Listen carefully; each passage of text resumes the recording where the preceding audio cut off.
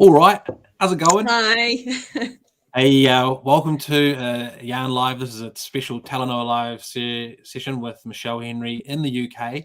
So what we Kiora. wanted to do, hey Michelle, what we wanted to do is get a real on-the-ground perspective of what's happening in the UK, because there's things happening here in New Zealand, and we're sort of progressing through, the chain of events that we've seen happen in other countries, and want to get a perspective of what's happening in the UK to give us, foresight of what could happen here in New Zealand, or just to really understand what it's like over there. So first of all, Michelle, welcome to Yarn Live.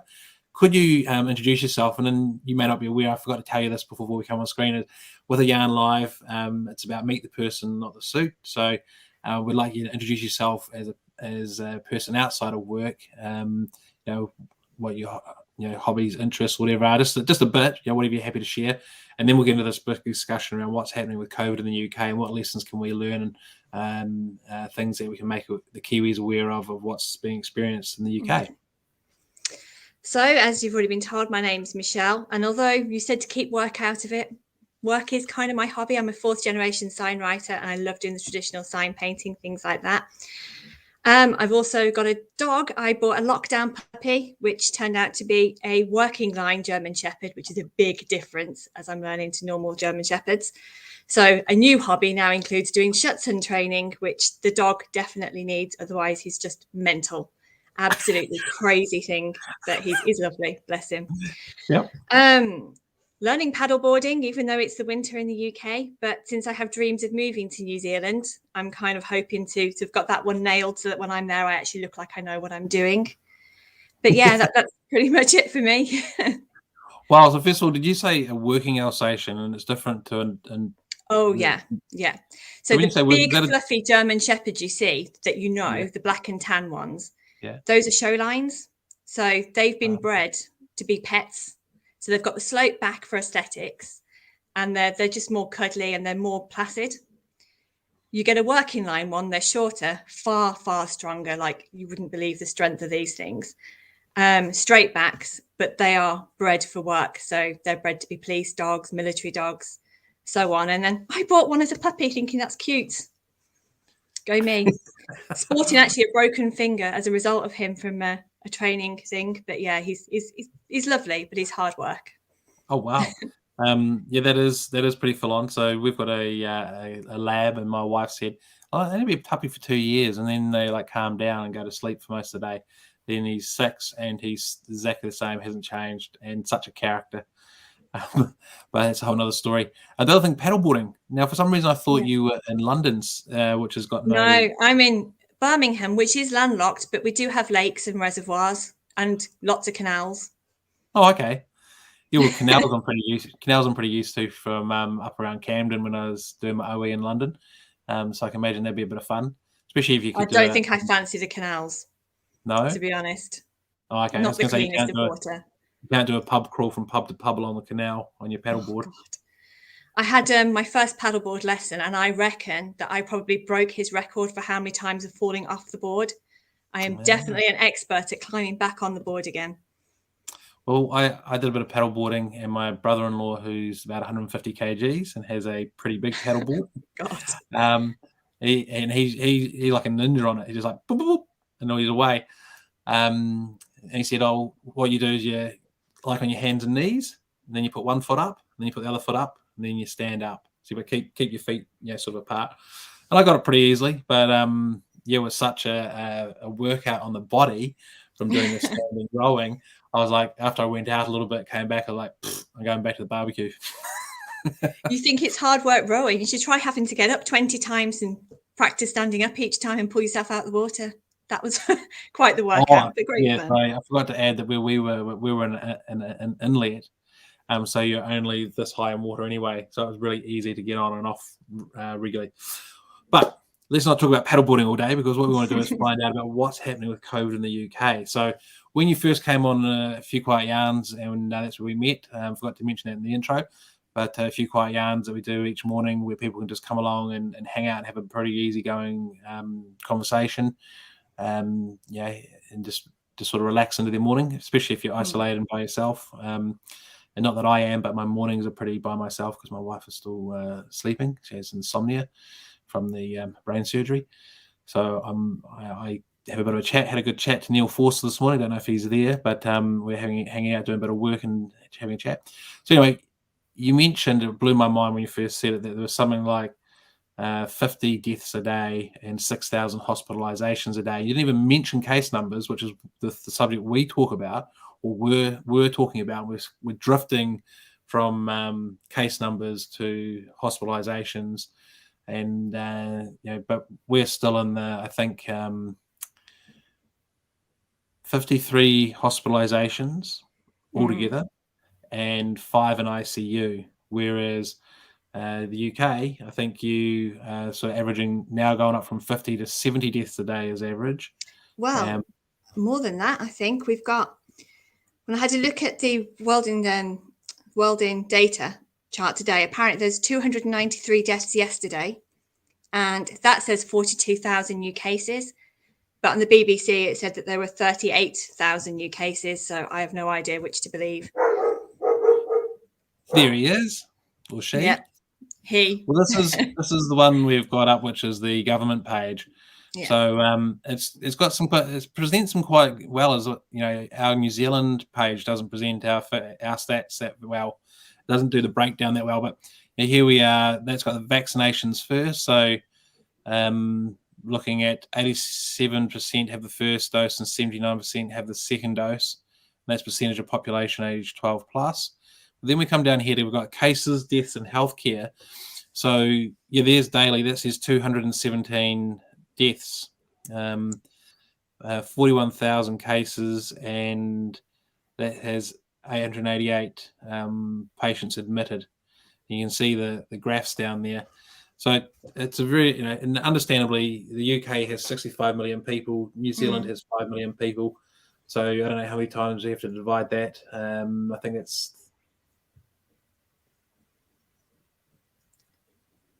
13 fives go into 65. I'll let you do the math. Hey? I said, I'll let you do the maths. So if we divide 217 by 13, that should give us a pro rata to New Zealand's population. But, we don't even have daily deaths. We have, I think, had 37 or 43 deaths in total. And since we're on day 78 of lockdown, or day 79 now, I think we've had 1 death or maybe 2 deaths throughout this whole lockdown time with the Delta.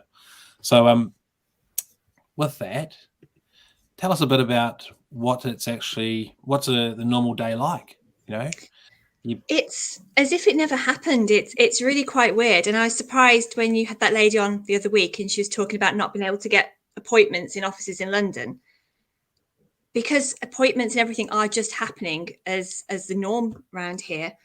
Since we had Freedom Day, which was the 19th of July, it's been a case of people are out, they don't have to wear masks, and they don't for the most part. I, for the first time since lockdown, went to our big shopping mall called the Bullring Shopping Centre in Grand Central. I went during a working day after lunch, thinking it'd be nice and quiet, and it was packed. It was like Christmas. And I'd say that fewer than 5% of people were wearing masks. Wow. And then those who do wear them have them under their nose. So it's what's the point with that? What's Freedom Day? Freedom Day was what our government announced for the day when effectively we would be encouraged to go back into our offices and go to work. It was a day when all of our lockdown restrictions ended. And what was the day on that day we had, just to show you how ridiculous this was to happen, we had 672 cases. And if you compare that to what we've got now, since having Freedom Day, it's just quite frightening, really. So what was the date of Freedom Day? 19th of July. So Freedom Day, 19th of July. I'm just putting this little timestamp in there with 662 cases. 672. Oh, 672 cases total. And now 40,000 plus cases a day as the result. And that kind of shows you how well lockdowns work really for managing it, because to that point, people were encouraged to work from home. you weren't socializing as much. So the restaurants and things, I think, could have a few people in, but you had to be spaced well apart from each other. You had to wear masks in shops and things like that. But then when they released it, it was as many can go back into pubs, nightclubs, bars, the lot as they want. And it's up to you. But currently, we've got health advisors who are trying to say people need to wear masks. And the government are just almost not denying it, but they're just saying, well, it's up to you, just be sensible. So it's really, for me, it feels like it's a case of putting the economy first. And I appreciate that we do need to do that. We do need to move on. COVID's here to stay, and you've got to find a way of managing it.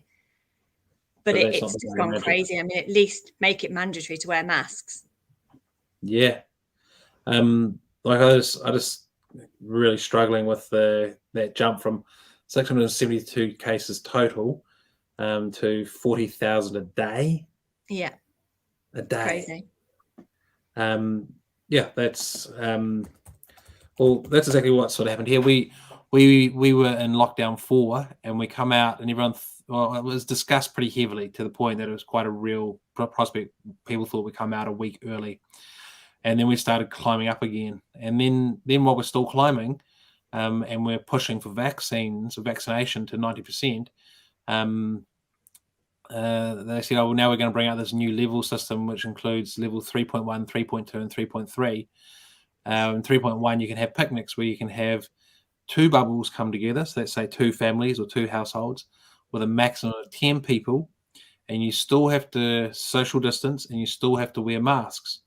So the very next day, I was walking my dog down at the park, and there were 4 families that came in 5 cars. You could see the adults and the kids, 20 people, and they all walked up to each other and hugged each other and said, oh, it's so good to see you. And here I am walking the dog with my mask on going, is that really happening? And then, of course, our case numbers are just going up. And I think we're going through a stage where it's a bit of finger pointing, because people are saying, oh, it's not people like us don't get it. It's people like that get it. So we're okay. And I think the danger is people think they're okay, and then they find out they're not. But a lot of people don't have symptoms, and this is the crazy thing. I mean, when I caught COVID back in December of last year, I wouldn't have known, because the symptoms I had weren't what they advertised. So I had a bad stomach. That was my main one. And I was tired, a little bit achy, but nothing much. I've had colds worse. But it's only because my other half got tested, because I was a few days behind him.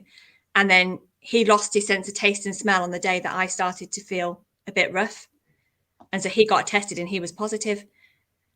And it just affects people differently. So there's a lot of people who have none, especially younger people. They reckon about 74% of teenagers that were tested in the UK all had antibodies, but most of those would never have known that they'd had it. They were just asymptomatic.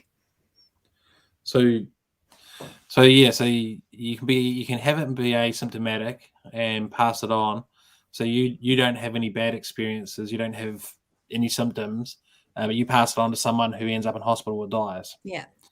And that's the thing. So I think there's so many different layers and levels to all the different parts to it that people get confused, lost, frustrated, gets put in the too hard basket, and therefore they go, oh, well, if they're doing it, I want to do it, and head out. So when you're talking about the mall, and you see there's like maybe 5% of people wearing masks, and that's right, it was the rugby game of the test match, and you sent through the copy and paste of the website, and it said that you need to wear masks, but I saw 1 mask in the crowd. It's because they're drinking. If you're sitting down to eat or drink, you don't need to wear masks.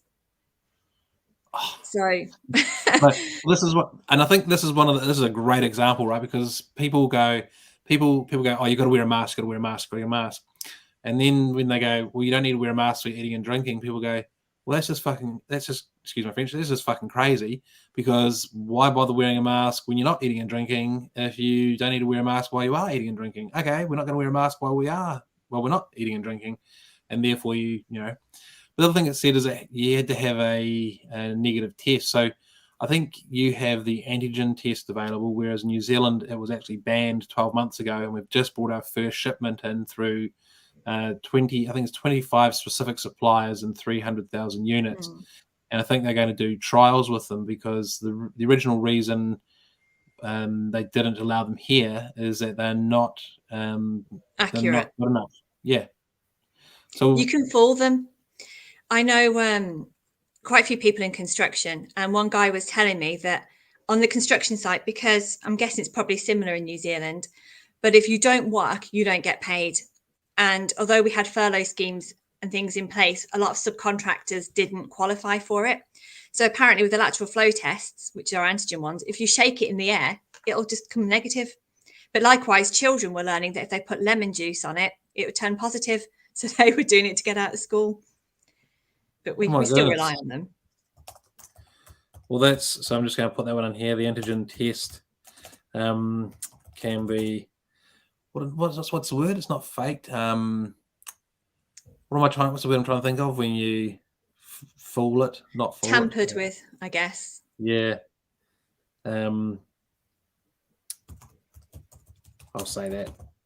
So either wave it in the air for a negative, or put lemon juice on it. Yeah, and some chewy sweets. Apparently the saliva from the chewy sweets can also make it turn positive. I have no idea how all the school kids cracked this, but when it came to a day off school, they managed. Well, all the people that work in innovation will be going, "Oh, that was awesome. Well done, kids." Yeah. Wow. So you've had it, haven't you? That's one of the things. And you've talked about you lost a sense of smell. So how are you now, in terms of I've still got long COVID, which was quite surprising to me because I didn't really have COVID bad. So compared to my other half, I was fine, really. I was just a bit tired. And it wasn't until probably about a month after having it that I started to suffer. And that's when I noticed that I was just lacking energy. So when I was trying to walk the dog, I was just literally, my muscles were so fatigued and I was just really, really struggling. I get brain fog. It's like I've literally at some point until fairly recently thought, have I got early onset dementia? Because just simple things like trying to put the TV onto FreeSat and I can't remember how to do it when it's something I've done millions of times. And it's just crazy stuff like that. And it's only recently that it's come out that these are symptoms. I still have a bad stomach. The doctors are doing blood tests and things now, trying to work out how to stop that, because it's been nearly a year. It was the 18th of December was the exact day that I got it. So, yeah. Oh, wow. Yeah, that's interesting. So, I don't know if you've done much research into it, but having watched the other session with Janine, who talked about her team in the UK, I think she said she had 19 of the 75 possible symptoms of long COVID. And the fatigue and the brain fog seem to be the big common ones, and the stomach. So she talked about the stomach as well. So when you talk about the brain fog, while you had that one example, is it just oddities like that, or is it a constant? For me, it is. Can't even remember your name. Can't even remember where you live. I don't know.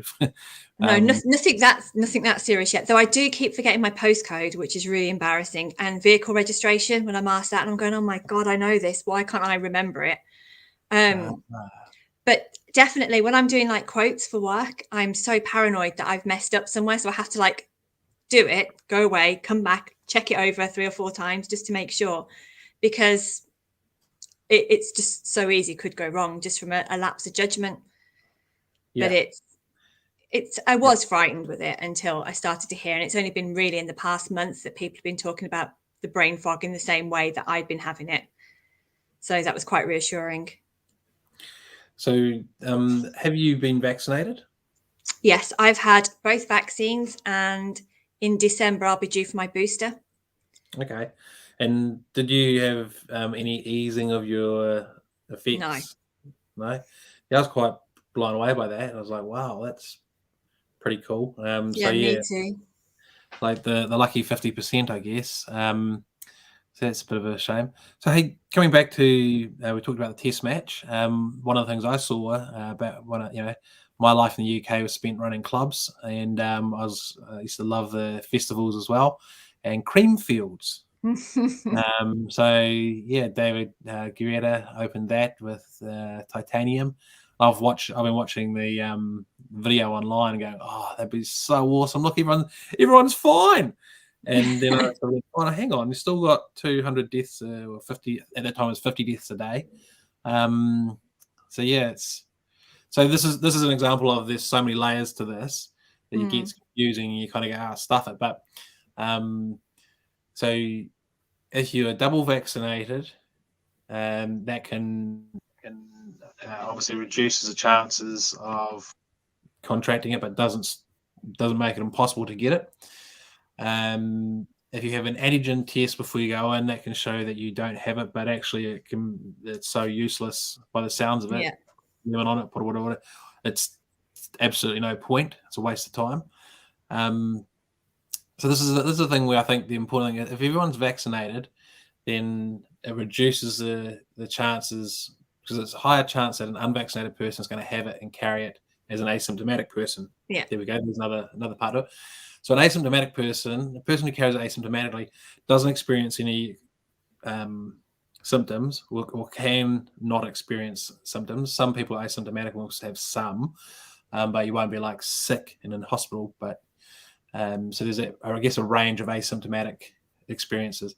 But say you experience nothing, so you're literally walking around potentially killing people by giving them COVID. Yeah. Because when they get it, they can be the other unlucky end of the spectrum who ends up in hospital and dies. So literally, if you don't have COVID, haven't had COVID yet, and you don't know what your reaction is going to be, you going to Creamfields is like taking your life within your hands. So it's like go and party like it's 1999 for one night and end up dead within 28 days. Yes, and we're seeing a lot more teenagers coming forward now that have been in hospital from having had it. And they're all saying exactly this, that they didn't think they were going to get it. The government had said initially that they wouldn't get any symptoms, it wouldn't hurt them, so it was okay for them to get it. And obviously now they're pushing for them to be vaccinated. But there's been quite a few have been on the news and saying how bad they felt, how close they were to death. So it just shows that anyone actually can get it. And these are all fit, healthy people with no pre-existing conditions. Yeah. Oh, wow. So it's it's mind-boggling. I just sort of think about the psychology behind it, because people say, the young ones saying, you told us that we couldn't get sick. And it's like, well, take some responsibility, because now there's different. You can't use that because it doesn't matter. But they don't trust them, and that's the problem. They don't trust the government now. So they don't believe what they're saying in terms of... No, they've been lied to before, is the way they see it. So why would they believe this now? Yeah, I still think I couldn't risk it. I mean, like, how would someone verify that there's all these people dying? Go and stand. Well, let's talk about your family, shall we? Because there's a great example. Yeah. How do we validate that the 40,000 cases a day is real? Let's try and go to the doctors, huh? Yes. Do you want to share that?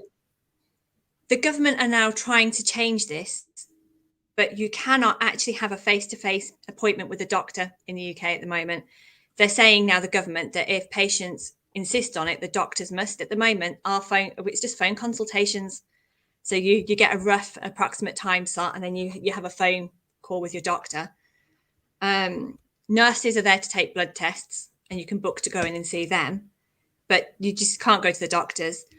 Hospital waiting lists are ridiculous. They've doubled. Apparently we have got the longest waiting list for hospital treatments since records began in 2007, and that's just been since the pandemic. Social care as well. So because we've got so many people getting infected now, and after having 2 vaccinations within the care service, which I don't know how it is in New Zealand, but in the UK, domiciliary care, the healthcare workers tend to be really low paid. So it's not a job that lots of people want, because it's really hard work and for very little reward financially. But because of this COVID and them catching it again, they've got few people who are actually working. You've also got a lot of people who are fatigued from how much they were having to work during the peak of the pandemic, which, to be fair, from looking at figures, we're not too far off again. So people who are coming out of hospital now are having to go into care homes because there's no one who can give them support at home. And then what I was saying to you before, my mum's partner back in November, end of November, December last year, his toe had gone black. He'd got an infection in it. He couldn't see a doctor. They wouldn't allow him to. He had a nurse in the area come out to dress it for him. She got concerned by it, but then they managed to finally get him a hospital appointment. He went in, they had to amputate his toe. And then 3 days later, he died because it was too late and he'd got sepsis. So he didn't actually have COVID, but he died as a result of COVID, the fact that the health system just can't cope with it. See, I feel so sad and so angry at the same time. Mm. You know, that's I don't know how you feel talking about it, because it's just so infuriating that that's a death that should never have happened. It was horrible as well, because they wouldn't let my mum in to see him the whole time he was in hospital. I mean, he was only in there for 3 days. But they called her and we'd got an hour to get to the hospital, and where she lives, she's in the sticks, and it was really pushing it to get there because they knew that we were going to have to turn off his machine. So by the time she got there, she literally had 5 minutes with him to say her goodbyes. And then she had to wear a full COVID suit, sign disclaimers to say if she caught it because there's COVID in the ward, that, you know, they weren't liable. But it was just madness. God. We have one case, not the same as that, but we have one case where a son is trying to get back to the father, and he's an MIQ, and they've given him reprieve to go to visit for 2 hours, and then they've got to go back from Talaona to Auckland, which I think is a 4-hour drive, 2-hour drive, no, 4-hour drive. And I just said, if it was me, I'd just stay there. I'd try and move me away from my dying father. Good luck. Yeah, it's horrible. Like, the question is, if you're going to go there for 2 hours, what's the difference between 2 hours and staying there? Like, the guy's had 3 negative tests, but that's nothing in comparison to because the father's dying of natural causes. I think so it's different to the sense that your stepfather didn't need to die under normal circumstances, normal healthcare. Yeah, this is exactly what I talk about here, and people go, no, because they don't see it. No, and it's not actually spoken about that widely here either. You hear it. I mean, everyone knows someone that's had some sort of effect like this and that has suffered as a result of it. And at the beginning, they were talking about cancer patients who weren't being able to get treatment. But it has just gone quiet mostly on all of it. You turn on the news and we don't have the Prime Minister standing there anymore telling us what the cases are and having Whitty there to tell us what to do and explain all the medical terms and things behind it. All of that stopped a long time ago. So you may just get a newsreader just say, oh, there's been this many deaths, but it's almost brushed over now. It's like they just want us to get on and just to forget that it's there. They're now trying to push to get office workers back in, because at the moment offices are pretty empty. And I've seen that myself with my job. Normally we'd be doing loads and loads of custom wallpapers and things for offices and brightening up. And whereas they were starting to order wallpapers again to try and encourage staff back into the office, they've kind of had to hit it on the head, because I think home working's here to stay now. What most offices are doing is doing sort of flexi time at work and in the office. So you'll come in, you'll do 2 days a week in the office, and then you can work from home for the rest of it. So I think that's going to stay. But the government are really trying to push to get people back in those offices, because that's what's going to help the high streets and all the little sandwich bars and things that are there purely for the workforce. Because at the moment they're really struggling. Yeah. So the obvious question begs to be asked: when people have died, how are they going to spend money at the sandwich shop anyway? Like, it's this conflict of two things, right? You know, it's a chicken and the egg. Yes. So how do you personally sort of feel about the situation? You know, like, are you over it, like you talk about the general consensus of the country, or are you still pretty aware, careful and cognizant? Yeah, I'm very much aware of it. If I'm going out into public spaces, I've got a mask on. my line of work involves having to do a lot of site surveys. There's no way I'm having my employees doing that at the moment. The way I see it is I've had it and had the double vaccination. So if someone has to go, it will be me. I'm less likely to get it again. But again, it's wearing masks. You do get some funny looks from other business owners because they don't understand why you're doing this. They literally think it's, like I say, it's fine, it's safe. You don't have to wear masks. So why are you?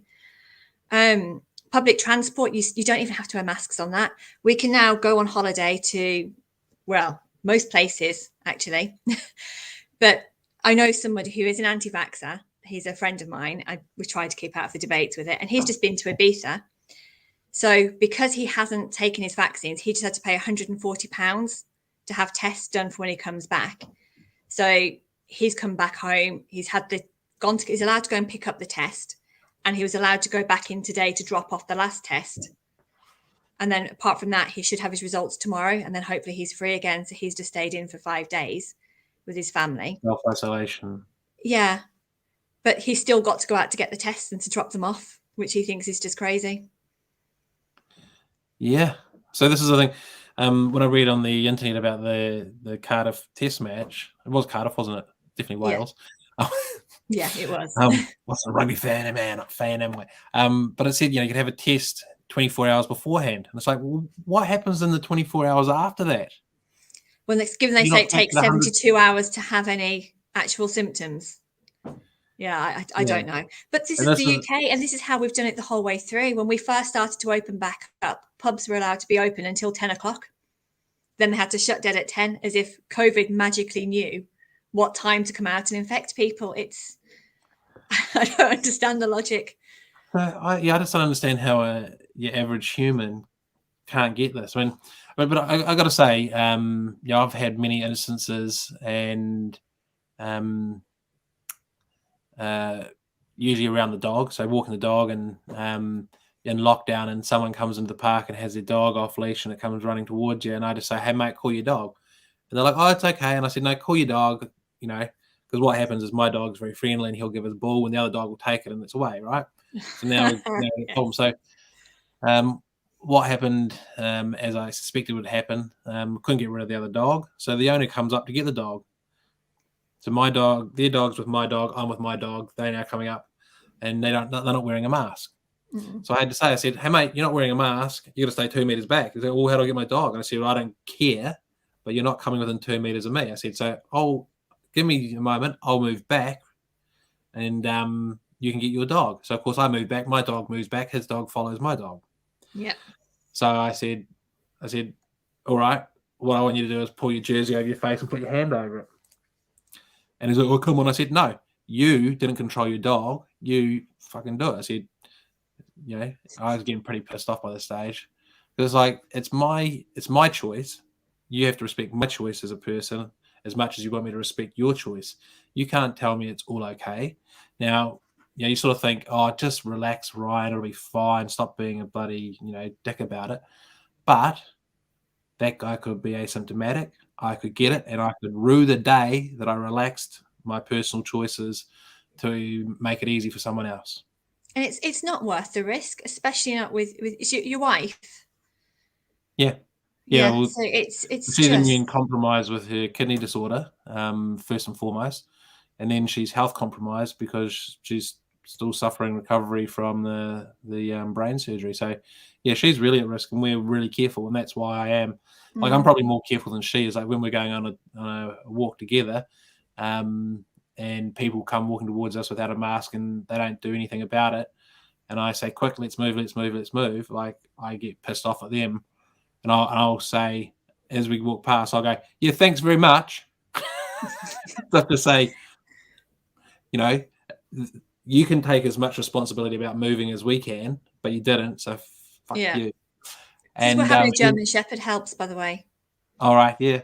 So Cooper's the other. He's like, come on, pat me, wagging tail. So she's like, "Oh, just settle down," and I'm like, "Yeah, I know it's not going to make a difference, but I'm still allowed, I'm still allowed to vent. And the next time they come by me, they'll know to keep a wide berth. And funny enough, next time they see me coming, they go, 'Oh yeah, there's that guy,' and they go around. It's like, yeah." So I'm quite happy to go halfway, but people that don't even try, that's what pisses me off. Anyway, yeah.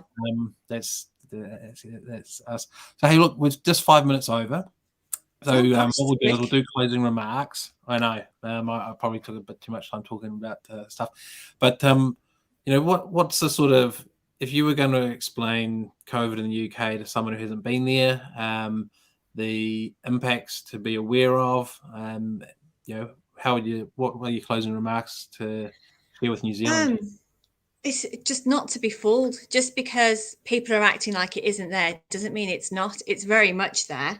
And as I said, the fact that our Freedom Day, there was that 672 cases on the 19th of July, and now we're over 40,000. It just shows it's still there. It's still contagious. Yes, less people are dying, though the death rate has increased. But a lot of that could be because those who are going to die from it already have. And because we've lost a lot of our older population. So it doesn't necessarily mean that it can't still kill you. So the death rate compared to the case rate has decreased, but you're pointing out, and this is where Jonathan Foote, who's a data visualization guy on, and he'll talk about context. So the context is that if you've already, in the earlier or first wave of lockdown, you've already killed really high numbers off, then they're not there to die this time. So it reduces them. Yeah.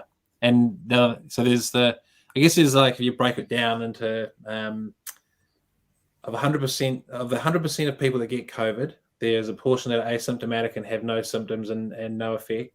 There are the portion who are asymptomatic but who have some symptoms, low-level symptoms, but don't get any after effects. Then there's the portion that do get after effects, like yourself. Then you have the portion that have it and are unwell. And then you have the portion that have it and are so unwell they get hospitalised. Then you have the portion that have it so unwell they get ICU. Then you have the portion that are so unwell they have it and die. And I think with each of those ones that don't die, then there's the prospect of long COVID on top of that. Yeah. So yeah, there's all the variations there. Now think of all the different variations of you can be double vaccinated, but you can still get it. You can be double vaccinated and not get it. You can have had it before and get it again. So it's like a pick a path book that you don't want to play, basically. Well, they do think that part of the reason why our numbers might also be increasing is because we were one of the first to start rolling out the vaccines, and so now they're wearing off. So there is a chance that we're getting more now because it's dropped off, and that's why the boosters are coming in.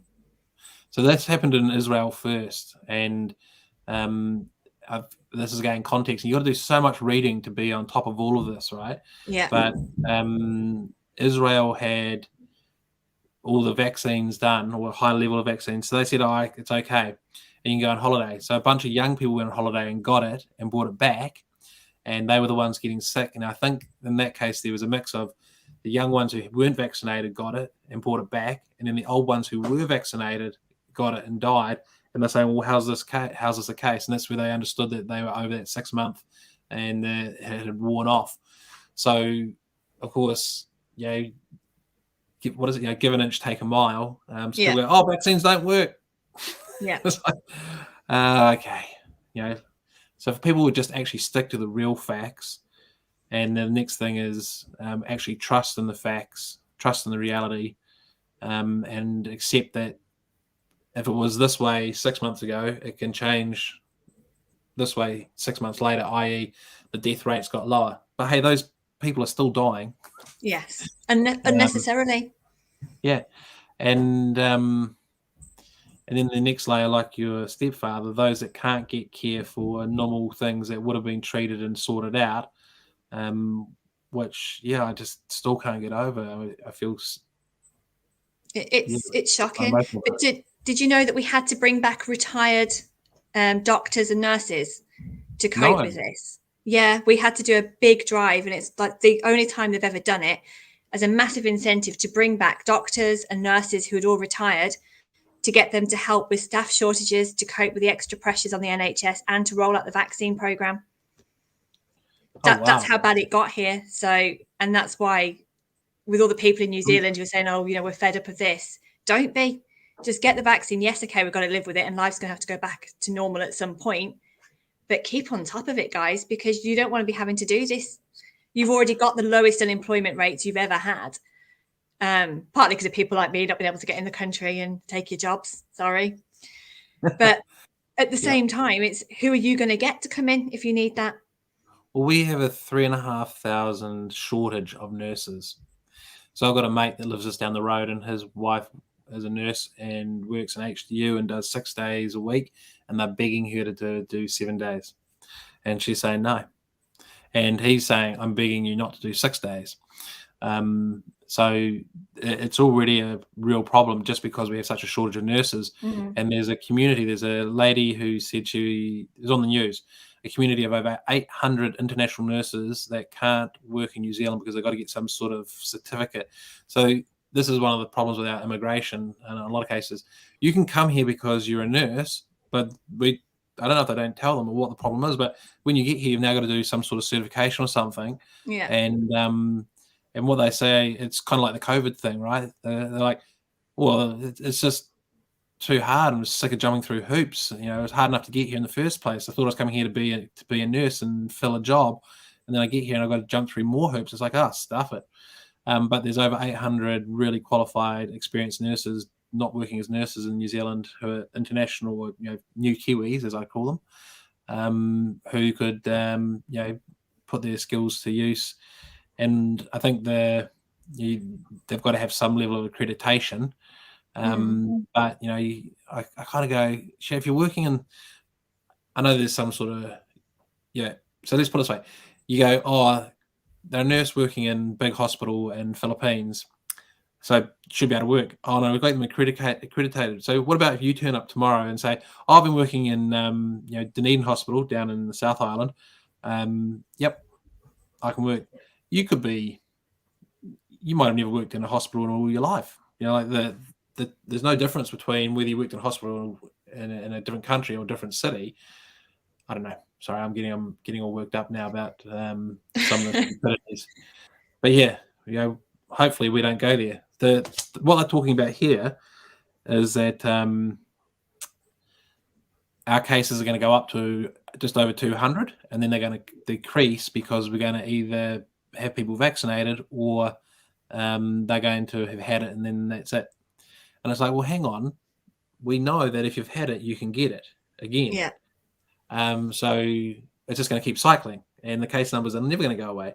And we also know that if you've had the vaccine, you can get it as well. So it's just a lot less likely, but people can still get it. So how can you say it's going to be fine? We're happy with the cases going up, and then they're going to come down. It's like, well, all I can say is on the first time round, before we had the vaccines, I actually knew of about 3 people who were in hospital on ventilators, and they weren't old. Whereas now, although I know of more people who have COVID, they're pretty much fine. They're just having to stay at home and isolate. So in that respect, the vaccine definitely helps. But is that just until we get a new variant? Yes. So that's a good point. We have the Delta variant here, but I understand there's a Lambda variant and another new variant. And the Lambda variant is, I don't know if resistant is the right word. Everybody Google it if you're watching this and interested to know. I certainly don't know, but I understand that the vaccine doesn't work very well for it. And that was the one that was coming out of Chile, or at least South America. But this other strain, you kind of go, because I think it's not a case of not just a case of a booster. Like I'll take a booster, no problem. But I think we actually now need the second vaccine for the new variants. Yeah. Yeah. So let's come back a step. So we've just gone 10 minutes into another part of the discussion.